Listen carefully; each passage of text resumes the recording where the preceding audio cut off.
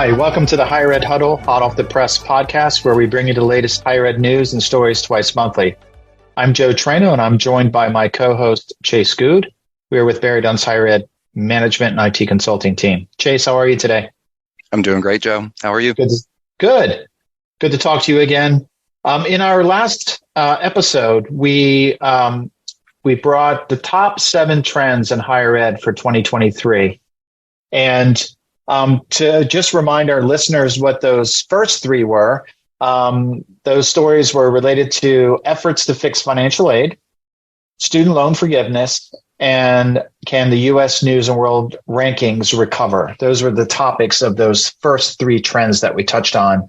And so today we're going to finish out the remainder of that top 7 list with 4 additional topics. So I'm looking forward to hearing what those 4 are. And with that, I'll just kick it off and turn it over to you. Great. Yeah. So jumping right into it, the fourth trend that the Higher Ed Dive said to be on the lookout for was really around race-conscious admissions policies. So the Supreme Court will finally decide this year on the challenges to policies at Harvard and UNC Chapel Hill, among other organizations that consider applicants' race during the admissions process. And so there's a conservative legal organization that's taking this case to the Supreme Court. They're called the Students for Fair Admissions, and experts are predicting that this group will be successful given the conservative majority in Congress or in the Supreme Court. However, the reality is that this ruling would only apply to a small percentages of colleges in the U.S., as most institutions still accept the majority of applicants.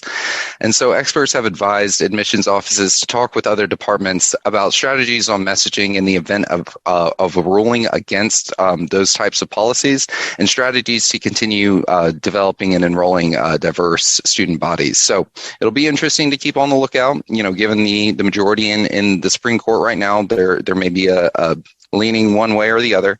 But again, that was just one of those trends that it'll be interesting to see in 2023.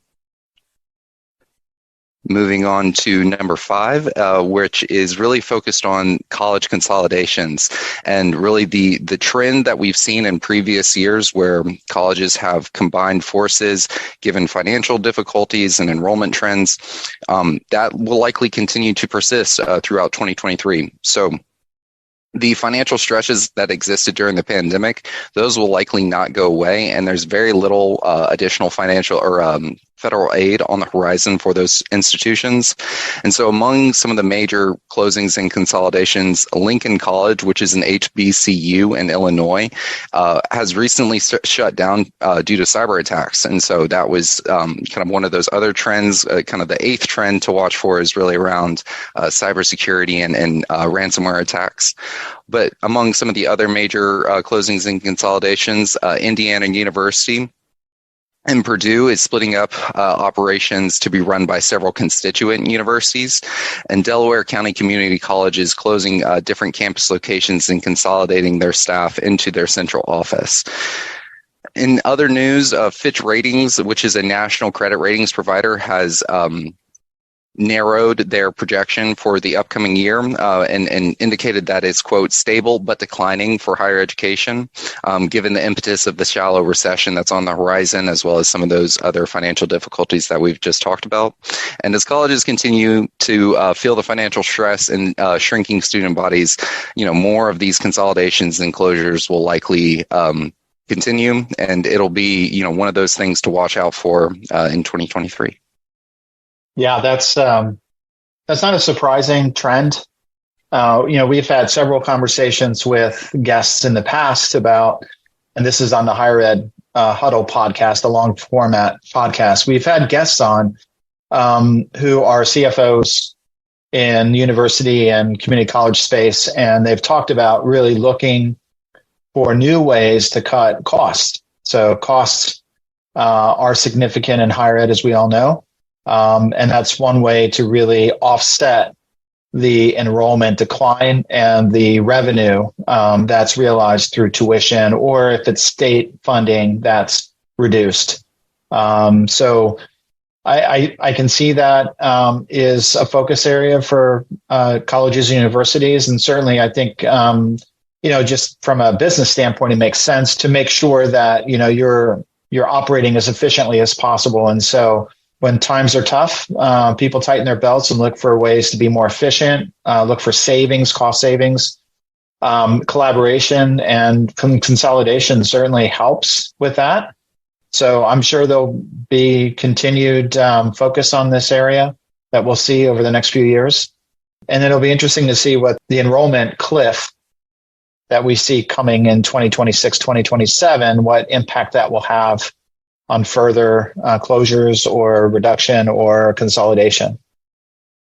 Absolutely. And I think it'll also be interesting to see what are the other techniques and tactics that institutions use to combat these financial stresses, thinking about other ways to generate revenue and, different types of courses and programs that could help attract students, specifically thinking about online education as a primary means to grow revenue kind of leads directly into that sixth trend, which is around the scrutiny for online program management providers. So OPM companies, those are the third parties that help institutions establish an online presence and degree courses and things of that nature. So both investors and different higher education institutions will be closely watching OPMs throughout this next fiscal year. And this is something that we've already talked about in previous episodes, but it's really around the contractual terms that these OPMs and the institutions agree on. So there in previous instances, the contracts have been heavily weighted towards pushing off the share of revenue to the OPMs until the courses are up and running. And so a lot of times that can account for up to 60% of the revenue that's generated by those courses. But again, that's not passed on to the OPMs until after those courses are already in production. What's also being looked at is the recruiting techniques that these OPMs are using to attract students.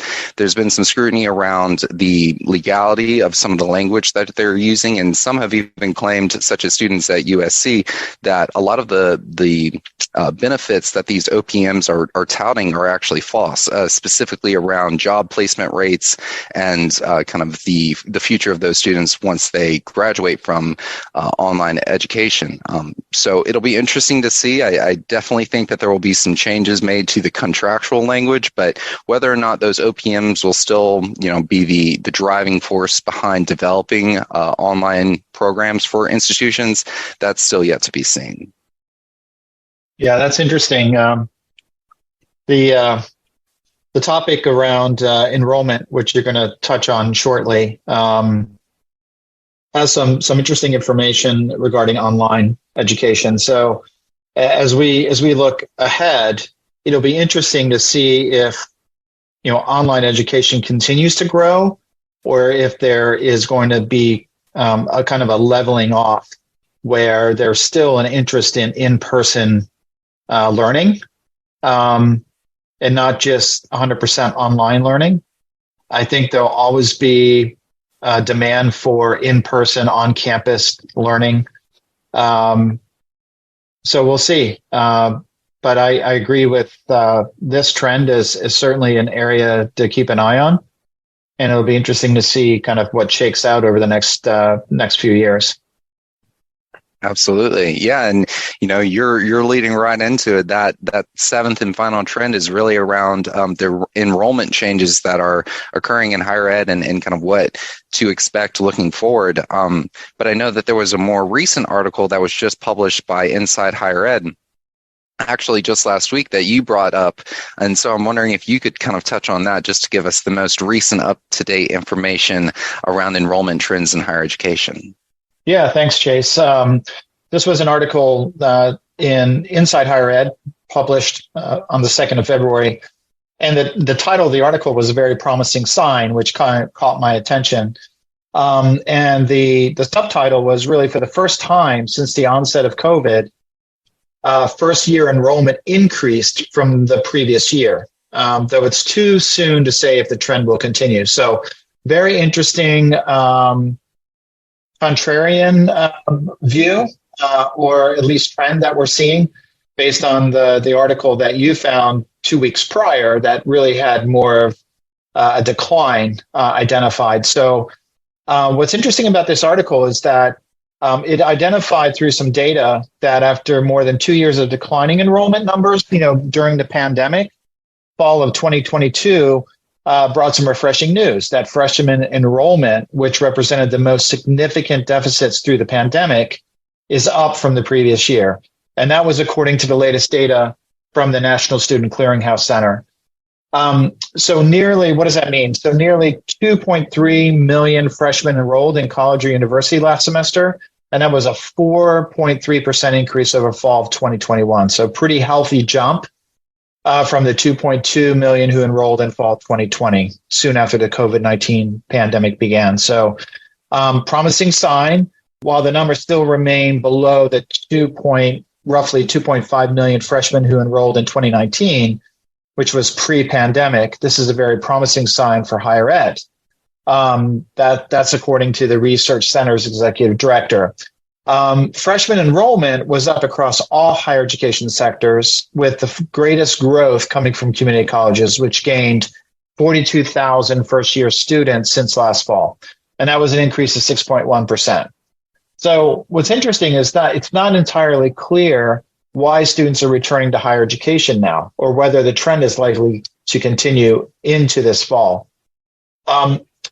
So the director of the University of Pennsylvania's Institute for Research on Higher Ed said he thinks it's positive. He doesn't think it's a trend yet. And he thinks we need to see more to know if this is going to stick. So it's really going to be something we keep an eye on throughout the remainder of this year, but also next year, to see if it's trending in that increase line, if you will.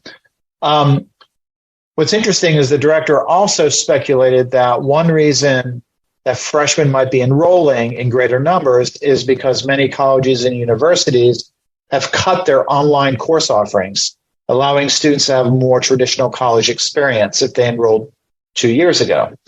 So that was the point I was trying to make earlier about online education, is that the increases may, this is a speculation that may be related to students wanting to come back on campus and have that in-person experience. And so that's very interesting.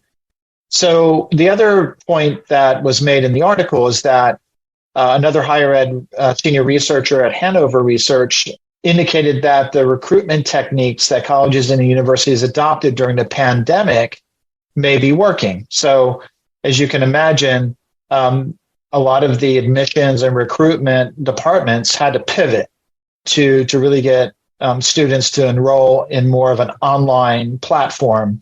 And so maybe the work that they have done over the last couple of years has really started to pay off. Also, being more targeted and more intentional on the recruitment front could also be a fact that's impacting the increase in enrollments as well. So overall, this article really indicated an enrollment increase, which is not something that we've heard over the last, I don't know how many years, but we've continued to see enrollments decline. So this is a good sign. It's not a trend quite yet, but it is a good sign. And we'll just pay attention and see see what kind of plays out over the next few years. So, any thoughts on that? Yeah. I think that's really interesting, and I'm really glad that you brought it up because, of course, the inside or the higher ed trends that we had originally discussed were really focused on kind of the negative side of enrollment growth. The declining enrollment trends that we were seeing in previous years, but it is, somewhat to be expected. I would think that enrollment would kind of rebound and is similar to the ways that other things have following the COVID-19 pandemic. I'd also be interested to see kind of where, geographically speaking, the greatest increases and declines are. Thinking about potential students who might want to look for institutions that are outside of their home states, if those states have been more restrictive with pandemic and responses and lockdowns and things of that nature. Did you find any information around kind of geographic trends? I did not, and That would be helpful to see, because I like where you're going with that comment. It would be helpful to understand where these growths are occurring, and is it geographically related, or what else is going on? We do know that there was a lot of movement of individuals moving from different states to other states based on some of the COVID restrictions, and also quality of life. And so it could also be that, now that they're through the pandemic, they're interested in going back to school, and they're in a different location than they were. So maybe more rural areas are seeing an increase in enrollment, for example. So I think that would be helpful. Maybe that's something that we can look at for our next episode, just to see if there's anything that we can find as far as data. Yeah, I think that'd be a great idea. And, of course, as you mentioned, it's still a little too early to tell whether or not this trend will continue, thinking about the next few years. And, of course, the enrollment cliff that, many people have mentioned, and that's coming, around 2025 or 2026. But, thank you for bringing this up, and I can't wait to dig into this a bit more. Yeah, same here. And thank you for this original story of the top 7 trends for higher ed in 2023. I think it's, some really good topics there, and we'll continue to kind of monitor some of these stories as they continue to develop. Certainly this enrollment story is one of great interest. So thanks for listening to the latest news in higher ed. For our listeners, if you wish to read more about these news items, please refer to our show notes. To links to these stories, you can find our podcast on iTunes, Spotify, SoundCloud, and Google. Check back in 2 weeks for more higher ed news from Chase and I. Until then, stay well.